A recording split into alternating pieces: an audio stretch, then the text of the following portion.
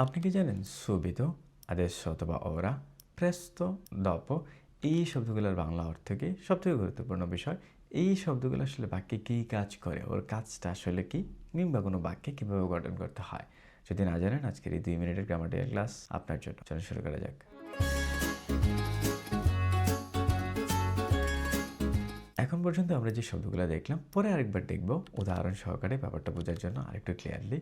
এই শব্দগুলোকে বলা হয় সময়বাচক ক্রিয়া, avverbi di tempo।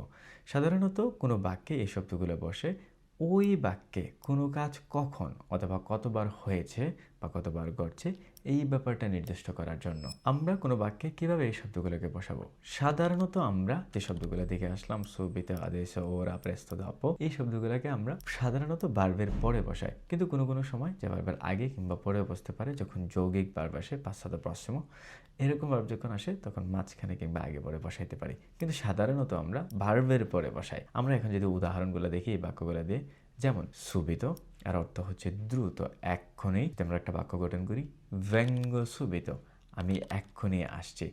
এইখানে আমার কাজটা কখন ঘটতেছে, যে এক্ষুনি ঘটতেছে, এই ব্যাপারটা বুঝেছি এই শব্দটা দিয়ে। আর এটা গঠনটা কীভাবে হয়েছে? vengo subito, ভার্বের পরে। যে ও সাধারণত ভার্বের পরে বসে, এই ব্যাপারটা আমরা দেখলাম। সুবিতো দিয়ে বুঝলাম যে আমার কাজটা কখন হচ্ছে, এই ব্যাপারটা। তারপর আদেশ অথবা ওরা, এর অর্থ হচ্ছে এখন। মাঞ্জো আদেশ, আমি এখন খাই। কখন খাও? এখন খাও। এই বাক্যের মধ্যে আমার কাজটা কখন হচ্ছে এই ব্যাপারটা নির্দিষ্ট করতেছে আদেশ অথবা ওরা। তারপর দপ, চি vediamo dopo, আমাদের পরে দেখা হবে। কখন দেখা হবে? পরে দেখা হবে। যে সময়টা নির্দিষ্ট করার জন্য আমরা এখানে দপ বসেছি। আর পরে যদি সেন্টেন্সে দেখি, চি vediamo dopo, vediamoর পরে তারপর দপটা আসছে। যে ভার্বের পরে আমরা দপটা বসেছি। সর্বশেষ প্রেস্তো, এর অর্থ হচ্ছে শীঘ্রই। torna presto, শীঘ্রই ফিরে আসো। আমরা যদি খেয়াল করি এই বাক্যের মধ্যে যে কখন দিয়ে যদি প্রশ্ন করি যে কখন ফিরবা, শীঘ্রই ফিরে আসো। যে কখন, এই ব্যাপারটা জিজ্ঞেস করছে এই প্রেস্তর মধ্যে দিয়ে। খুব সহজ সিম্পল একটা ব্যাপার, আমরা মনের অজান্তেই মানে এত জিনিসপত্র জানা ছাড়াই প্রত্যেকদিন ব্যবহার করি। আপনি চাইলে বাক্যের মধ্যে ভার্বের পরে এগুলার ব্যবহার করতে পারবেন আর একটু সুন্দরভাবে রাখার জন্য।